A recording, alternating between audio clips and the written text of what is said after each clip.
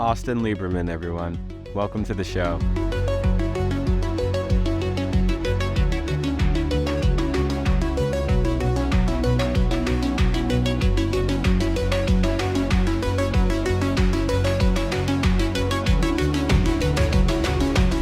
Greg, how are you? Thanks for not blocking me when I replied to your post with your new YouTube video. Okay, let's maybe start with that. So I've been working really hard on growing this YouTube channel as of the last few months, and I'm on Twitter and I'm sort of tweeting about it, and then bam, you come in. What happened? Tell the story.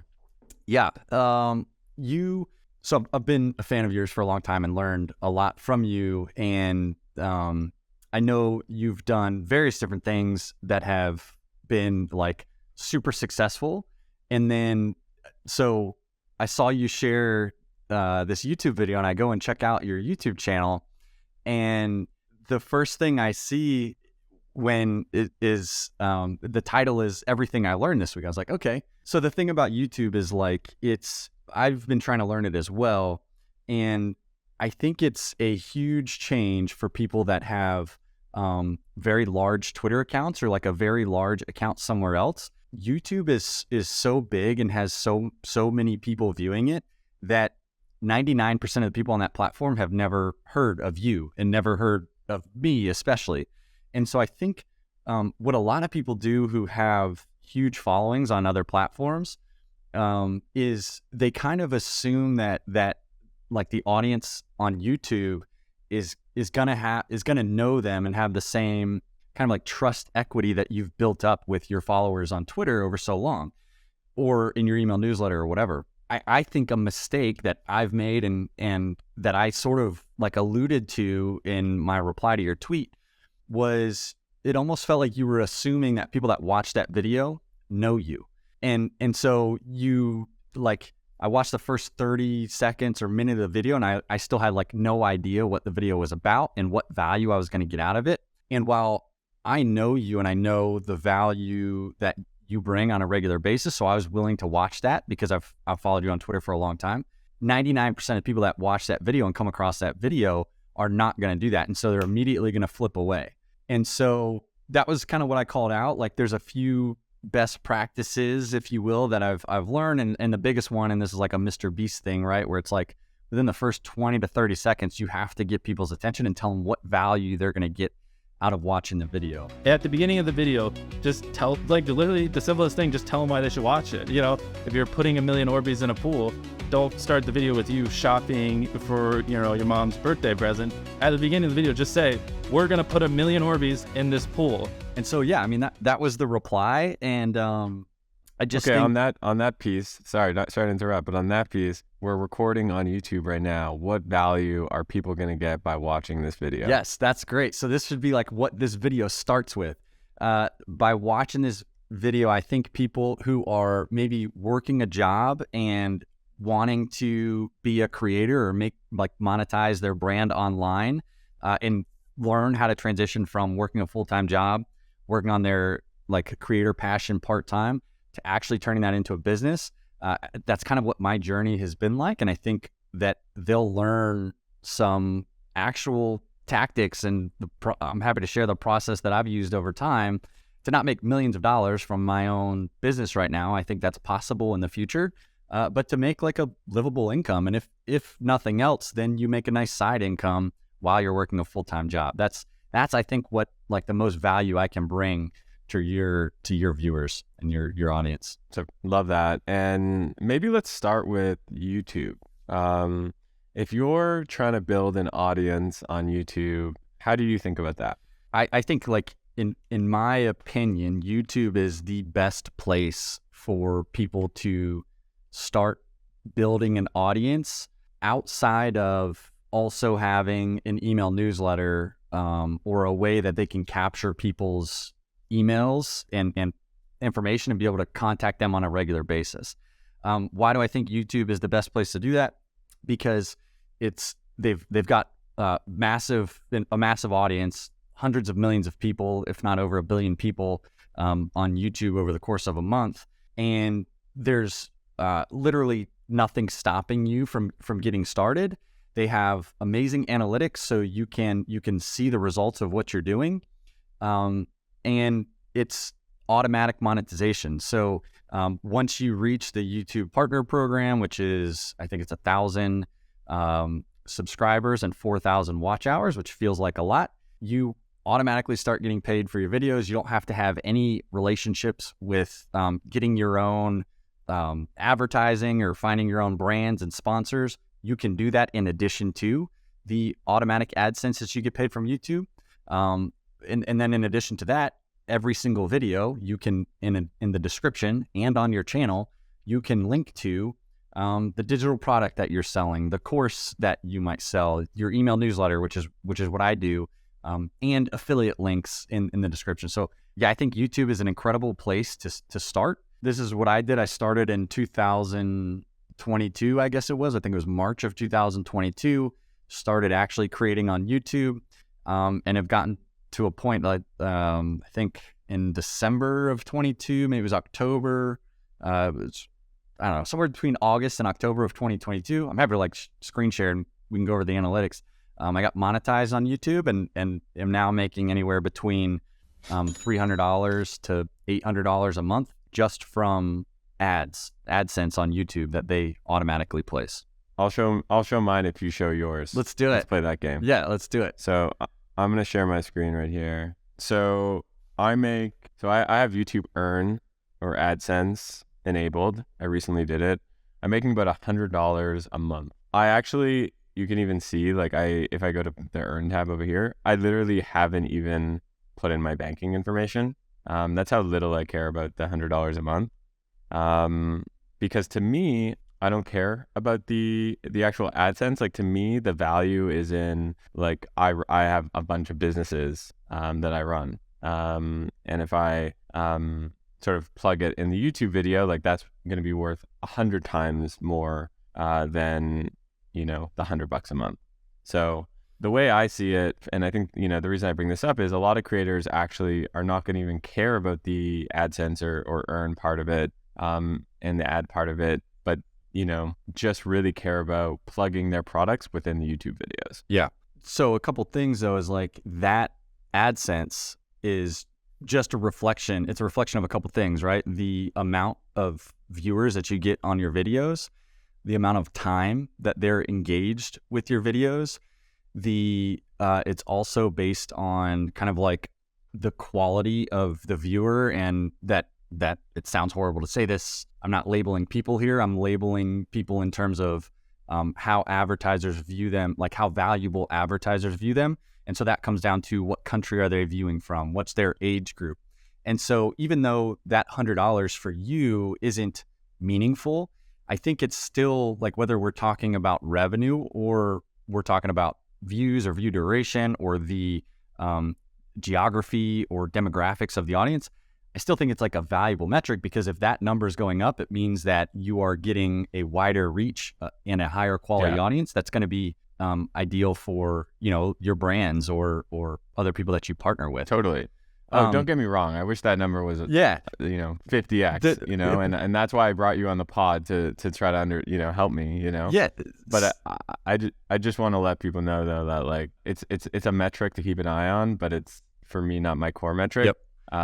If you go, do you mind going to analytics on the left side there, and then go to audience? It's up top. Yep.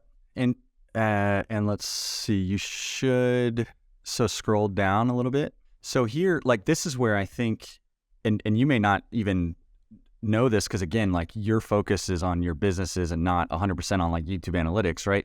But I've never been here, by the way. Yeah, Literally never been here. This is where I think for you, when you're thinking about like how you're positioning and again, like, I'm sitting here giving you advice, right? When you've been far more successful in your own businesses than I have. So I just want to like openly say that. But how I think about this is for you or any business owner, maybe it's a startup that has a YouTube channel and they're trying to use it for top funnel demand generation or whatever.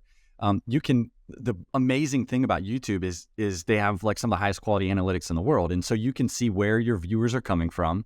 You can see their age group. So if you go up, So this might be easier if I share my screen and just click around. You want to do that? Yeah, let's do that. The other thing I love about YouTube for anybody who's thinking about starting a channel is you don't have to have a following anywhere else to get really large on YouTube.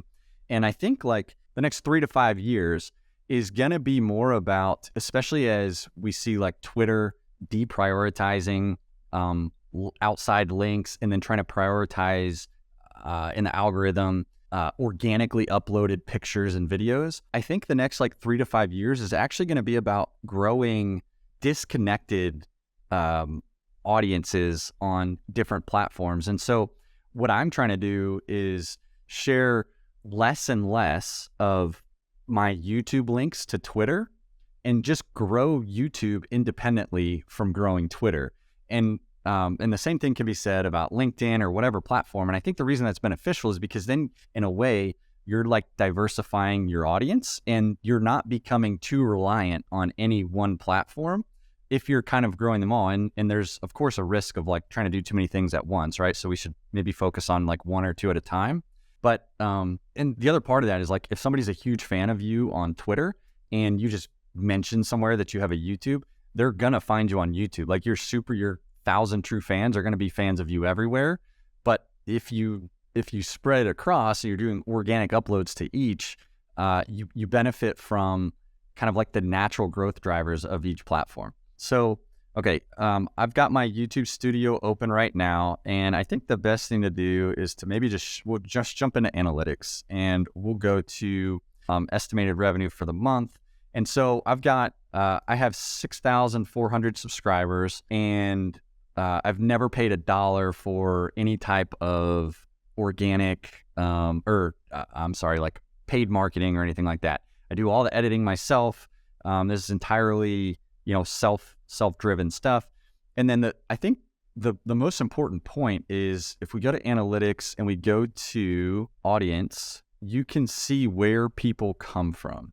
And the reason I want to point this out is because, just give me a second and maybe we can edit this if we need. Here we go, traffic source, right? So I'm in analytics, I'm in traffic source. So I have 50,000 followers on Twitter.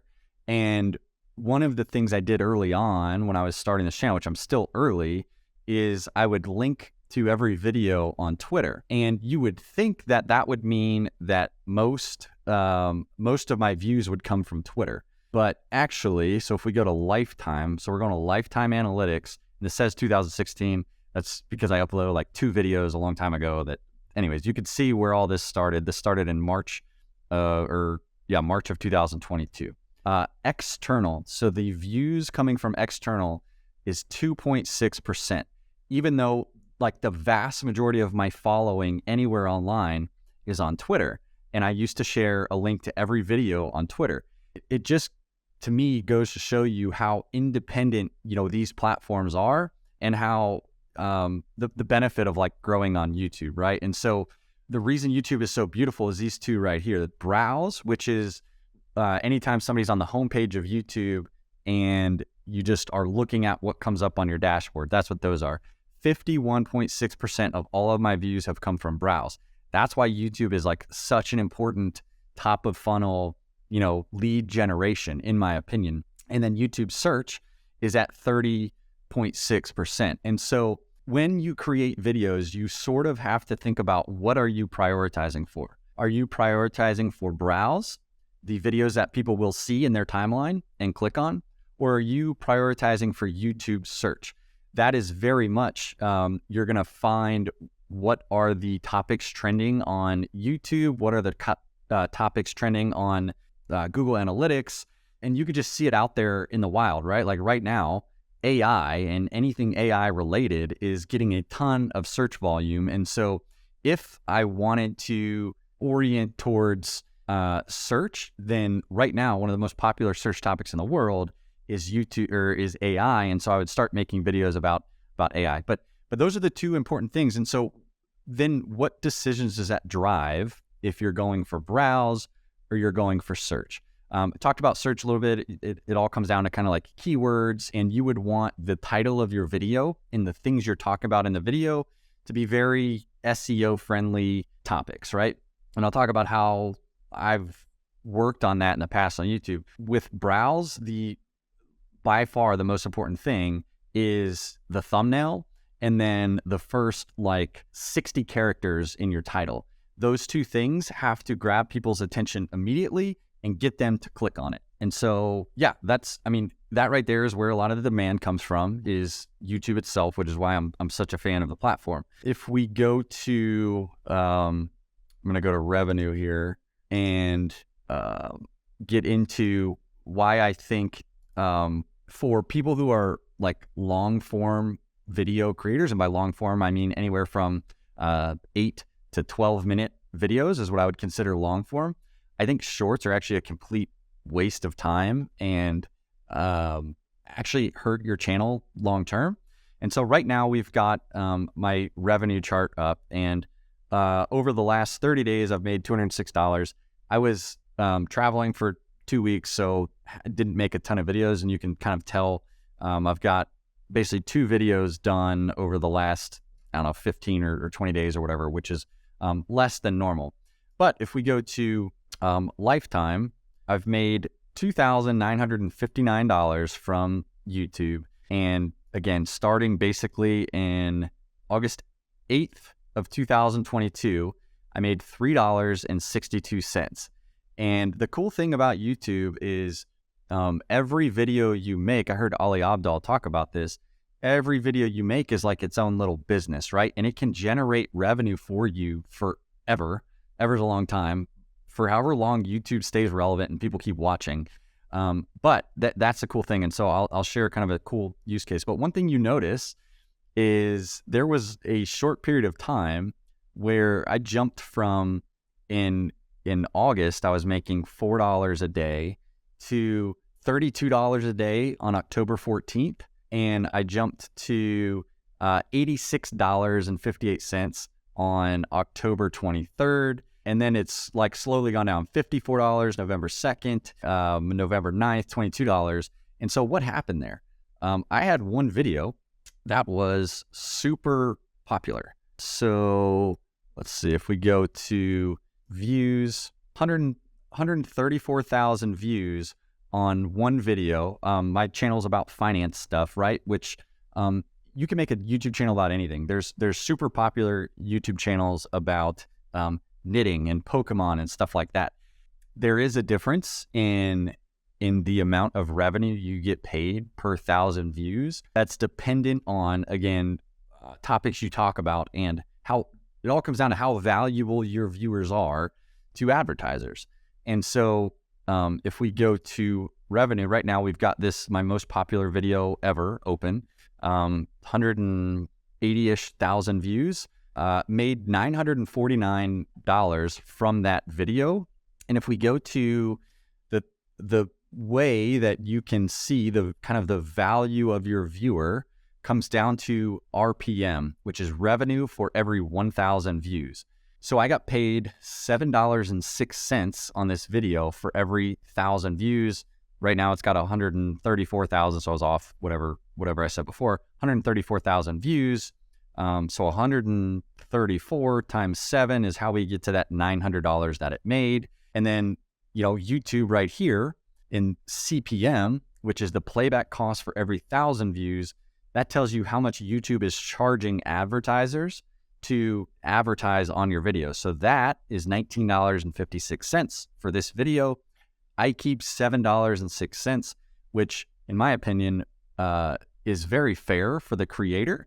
And this just shows the potential of each video on YouTube. And the cool thing you can see is that I made, trying to show how much money this video has made over time. And so I made $28 on it on October 14th. I made $77 on this video on October 23rd. But even since then, every single day I'm getting paid, some amount of money for the people that are watching this video, and I don't have to do anything to it, right? And so then, Greg, I guess this just comes back to, talking about the value of YouTube, either to somebody who is trying to create income themselves. And this is something that I was doing on the side while I was working. I literally made this video while I had a full-time job, 40 plus hours a week, and I'm in the Air National Guard, which takes time. I was still able to find the time. A lot of it, I guess, is because I work from home, and maybe I wasn't always working, when I should have been or whatever, but I think a lot of people are in that situation.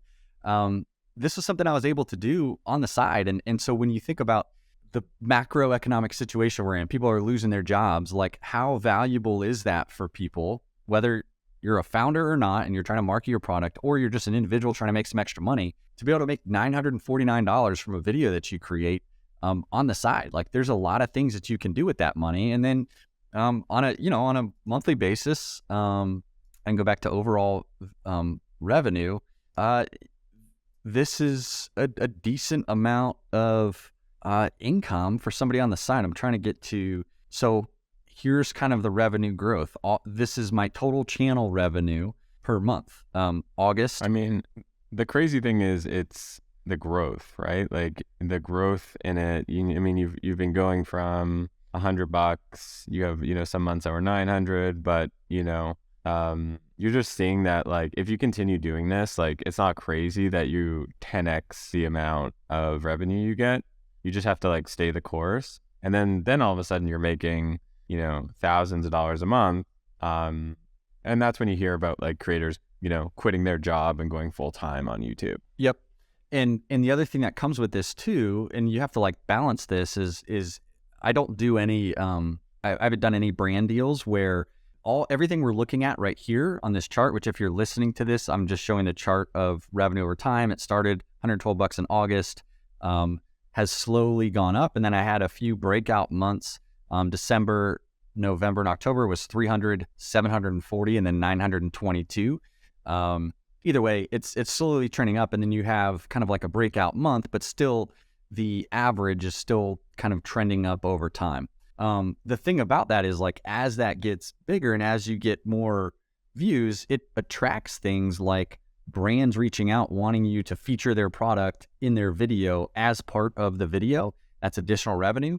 But the other thing too is like startups reaching out that need consulting and they're trying to grow. People who there's a number of different things that you can do from YouTube. And so, there's millions of people out there that have like far more successful businesses than me and all of that stuff. I'm by no means trying to say I'm the most successful creator in the world, but I guess just what I want to share with people is like, you could do this. I have zero video training. Everything I learned was through watching people do it on YouTube and just like learning from other channels. The place I got the idea for this video, and I like told the person, the place I got the idea for my most popular video ever, and this is the crazy thing about YouTube, is like people have created the blueprint for you. Where I got this idea and made it my own was another channel called Decade Investor. And this is how I like come up with ideas for videos, right? Like I'm not saying I'm the most creative person in the world and all of these ideas are my own, but I find similar channels to me. So if you're creating a channel, what I think you should do is find people that are not the biggest channels in the world. So like I'm not looking at Ali Abdaal right now and trying to make videos like his, because he's got 3 million subscribers on YouTube, and his videos will be popular if he literally just posts a video with him as the in the thumbnail. It doesn't matter what his video is about. He's going to get 100,000 plus views. That's not to take anything away from him, but he's got the subscriber base to do that. So if you're looking for ideas, start with channels that are like mildly more successful than you. And so I was looking at this channel. He's a friend of mine, actually, Decade Investor, 33,000 subscribers. I just went to most popular, and he has a video that's called I'm Retiring Off Just VOO, which is an index fund. I saw it had 211,000 views. He made it a year ago, so it's still like relatively new, or that like it hasn't been that long ago. And then I went and made a video that's called I'm Retiring Off Just SCHD, which is another ETF. And like, here's the thing, here's a secret, is like, is it a little clickbaity? Yes, but you have to make the connection in the video to where the thing in the title and the thing in the thumbnail is related to your video. It doesn't have to be like 100% what the video is. but it has to be like related and believable for people to actually watch the video, right? And so, like, you don't have to come out and have all of your own ideas. You can look at what other people have done that has worked. And there's a tool, I don't know if you use this, Greg, but it's called TubeBuddy. And so it's like $50 a year. I pay for it. You can go to Launch Keyword Explorer now. And so I make finance stuff, but let's say we want to make a video about Chat GPT, right? I don't know, people have probably never heard of that, but how to use Chat GPT. You come in here and good joke, by the way. What's that? That was a good joke. Thank you. I hope everybody's laughing. Anyways, you could just put kind of like the title in here and use this tool to get an idea. And again, like a business owner could use this to think about marketing their products or whatever. So it doesn't have to just be for, YouTube nerds like me. How to use Chat GPT. What this tool does is this side of the tool tells you how your channel ranks compared to other people that are making these videos. So we can see the search volume on YouTube for Chat GPT is excellent. That's good. But the competition is, there's a ton of competition. So if I go right now and make a video about Chat GPT after never talking about it on my channel before, I'm probably not going to like have that much success because you don't have that following and that kind of like brand equity on YouTube to be popular. And then the optimization strength tells you how well are the videos that are out there optimized. Are the people optimizing for keywords and titles? Do they have a good thumbnail? That's kind of what that score is. But what I do and the way that I use this is I'll come up with the title and figure out what my video is going to be about. And then here on the right side here, this tool gives you all of the keywords and the tags that people have used. And so kind of an immediate thing people can do to improve their YouTube is to just start using a tool like this and start to improve the topics that you're doing and make sure they're topics that at least have, somewhat of search volume, and then use keywords, which there's a back and forth about like whether or not you even need keywords. But if you're a small channel, I think you need to be doing everything, to put the odds in your favor. You just copy all of these to the video tag limit. You can copy all of these. And then when you go to create a video, you could just like put those in kind of the keyword block. And I won't go through that right here. But that's the immediate thing. The other thing I do is I look at the results here and I see like, what do these thumbnails look like? And I just use this for me to get an idea of like, which one would I click on? And then are they popular or not? And so the basics of thumbnails though is like, you should never have, again, unless you're like some massively popular creator already, you should never have more than like 5 words on your thumbnail. And even, you should even try for under 4, because people, if you're browsing YouTube, you're just like scrolling across your screen, right? And so if it's more than 4 or 5 words, like people sadly aren't going to take the time to read that. And so that's what I'll do is I'll just look at some of the titles and see kind of what they look like. And then I just make all of my titles in Canva. And I've got like a couple templates in here that I use, and I see the ones that are most popular. And when I say most popular, I mean I have the best click-through rate, and we can jump into click-through rate. But what you'll notice... Wait, going back on those templates, are those templates that you created? Yes, these are ones that I created, and basically... I just kept it simple though, like, and different things are going to work for different channels, right? For people listening, I've just got like a black background here. I make finance stuff. So I've got the name of the company I'm talking about on the thumbnail, which in this case, it's Amazon. And then something big and shocking, right? The title here is just bought $90,000, which is another thing, like, it's not investment advice. I don't recommend anybody go out and do that. It was true. I did that, and it's kind of a shocking thing, right? So that drove a decent amount of views. But the way that you can judge that is impression click-through rate. And so what I'll do, the thing is like you can't see anybody else's click-through rate. So that's the tough thing. And then I always wonder, like, well, how is my click-through rate versus everybody else? And the truth is, I don't know. But what I can see is that title that I just talked about, the title of the video is why I just bought $90,000 of Amazon stock. The thumbnail has 2 words on it and a company name. The click-through rate is 14.4%, which is extremely high. In my own numbers and a little bit of research I've done, if you can get over a 7% click-through rate, then that's great. And so that's what I'll do is I'll look at my videos that have performed the best. Anything over a 10% click-through rate, then I'm going to keep testing, those style videos and those style titles and topics. And so the other thing, Greg, that I'll share is like, it's when you find something that works, double down on it. I'm trying to scroll over. And so I started my channel off talking about kind of like my investment journey in individual stocks. Well, then I made this video about SCHD, which is an ETF, exchange traded fund, and it got 134,000 views. Well, then I tried to make more videos about SCHD and ETFs, right? And like all of my most popular videos now are basically about SCHD and about ETFs. And so we're kind of getting off topic, Greg, from kind of like what your point was, you use YouTube for your brands and stuff like that. If you're using it for a business for yourself and monetization yourself and to make an income yourself, if you find something that works and you enjoy talking about it, and double down on that, because there were 1 million people that SCHD video that I made, the original one I made, has 1 million impressions.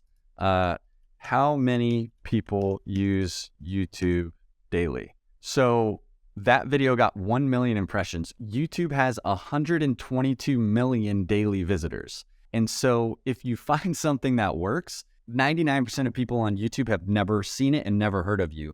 So you can double down on the same thing. The other thing about YouTube, and I keep going all over the place, but whatever. Hopefully this is helpful. Most people who watch your videos are not your subscribers. They are just random people on YouTube. And the way that you can tell is by going to traffic source, subscription status. So not subscribed for me. So this is over the last year. People not subscribed to my channel, 81% of my views. People that are subscribed to my channel, 18% of views.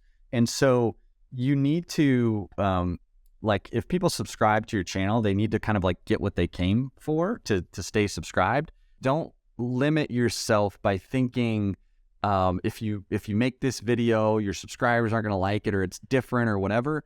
The vast majority of people out there that are watching your videos, and again on YouTube, have like never heard of you and never seen you. And so that's what I think about, and I'm just like willing to test new things. Let me show you. Just showed me 100 things, and my mind is like, my jaw is dropped, literally. Like I'm trying to pick it up from the floor, and I'm gonna show you one thing. So go to your dashboard. Okay. Like your let's see. like your just my main. Yeah, your main YouTube studio dashboard. Yeah. So we run a bunch of agencies. And sometimes I drop on YouTube, hey, like we have this innovation agency, we have this design agency, we have this, organic SEO agency that's AI enhanced. We have this, AI agency. So I'll like drop that. And if you scroll down on this page, like the main page, recent subscribers. Got it. This to me is like so valuable that I think people don't really like, talk about. So you can actually see who subscribed to your channel, and also sort them by, date subscribed, but also subscriber count. I was noticing like I had like some pretty big people who started subscribing to the Where It Happens YouTube channel, and I just reached out to them, some of them. So for example, one of them was a senior leader at a Fortune 500 company. I reached out to him, and he was like stoked that I reached out. He was like, whoa, like I subscribed to your channel yesterday, you reach out. All of a sudden, like we're closing a 6-figure deal on one of like a really cool company doing like innovation work and design work and prototyping, all from YouTube.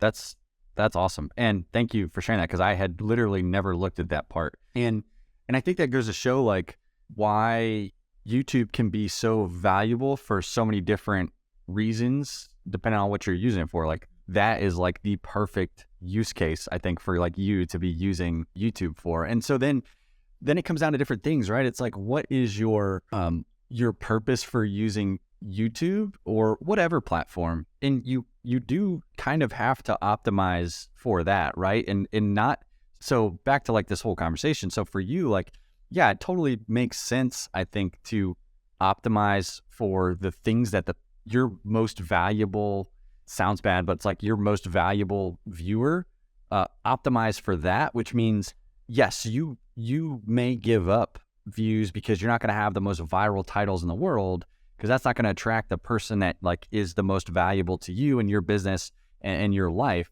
But I still think like there's definitely opportunities to increase that pool as much as possible.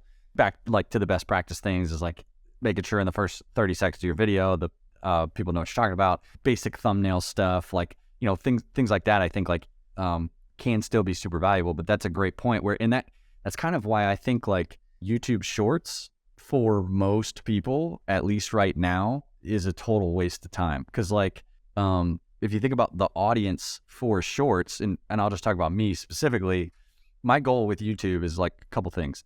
Primary way I make money online right now is through people subscribing to my paid email newsletter. And so everything else I do, Twitter, YouTube, whatever, is all, in my opinion, top of funnel to try to funnel more people into my email newsletter eventually. I try to provide like a lot of free value on these different channels. I think that's like how you grow an audience. What that means is that it's tempting on Twitter or on YouTube even to try to make shorts, or on Twitter to do like these memes that go viral and get millions of views and stuff like that. Like if you do that and you have some meme that goes viral on Twitter, like how valuable is that really to me getting somebody to trust me enough to then sign up for my newsletter and do it and start a paid subscription? I don't think that's really valuable. And every time I think I do that and I go down that route, I think I'm like losing a little bit of brand equity, if you will, with the people who are most valuable. The thing about shorts, and I don't even know if I have any on here, I guess I still do. So I shared my RPM of my videos. It's around $7 around my long form videos. And YouTube Studio, like the analytics platform, is like so robust. It's like just insane. Yeah. Like you can spend like a month on this and still like only scratch the surface. With the shorts, I shared my long form videos get about $7 RPM, $7 per 1,000 views. Shorts for me right now, and I've looked, and this is kind of what other people are getting as well, 6 cents per 1,000 views is what I get from shorts. That is 100 times less than what I get for my long form videos. And so what that means is like we talked about how these videos your growth can kind of be like exponential over time, right? And so if I'm at a $7 RPM, $7 per 1,000 views, well, if I get 1 million views on YouTube, that would be $7,000 a month that I'm getting paid just from YouTube. And so if you break that down, I do finance stuff. So again, everybody's different, but I'll just share my own stuff. I do finance related stuff. I don't have a lot of editing. I literally just like film it, make some cuts where I sound like an idiot. And then I still sound like an idiot a lot, but I sound less like an idiot, and then post it, right? And so I can realistically do, we'll say 90 videos a month. I'm bad at math, so we'll just call it 100 videos a month, right? And so 100 videos a month to get to 1 million views would be 10,000 views per video, I think. I don't know if that math's right. I've seen it in my numbers that I can have a video that pops to 130,000. On average right now, I'm getting over time like 5,000 to 6,000 views per video. It is a very realistic goal for me to get to that number over time if I keep working at it. In my opinion, what is not realistic for me is to get enough views on shorts to make that 6 cents per short, like actually work out economically for me. But then beyond that, what happens is you may grow your subscriber base from doing shorts, but are those people who subscribe to your channel to watch a less than 1 minute video, are they the type of person who, if you're on it to market something that would be valuable for you to market to? And then B, are they the type of person that's also going to watch your 7 or 8 or 9 minute video? And if they're not, and if you now all of a sudden have 500,000 subscribers on YouTube, but none of them care about your long form videos, YouTube's algorithm starts to think like, well, this person's subscribers are seeing these videos and not even clicking on them. They must not be very good. Or if they click on them and watch and click off, like quick, and so your view time is low, you start to get penalized from YouTube's algorithm. And so I guess that's just like a word of caution. Like I've been very tempted, and I've actually started working with an agency and paying them to like work on some short form videos. And I just decided that like when I really thought about it, and after seeing kind of this RPM stuff and then thinking through it, that it's really not worth my time or the money to pay somebody to edit them, because that's a whole nother thing. And I would be much better off just focusing on long form content and kind of like sticking to what has worked already, right? So it's like really tempting to go with shorts, and it's exciting that there's monetization there, but like 6 cents per 1,000 views to me is just not like worth it and not livable. Okay, I had a few game-changing insights that you said. So one is the Ali Abdaal, each YouTube video is a business.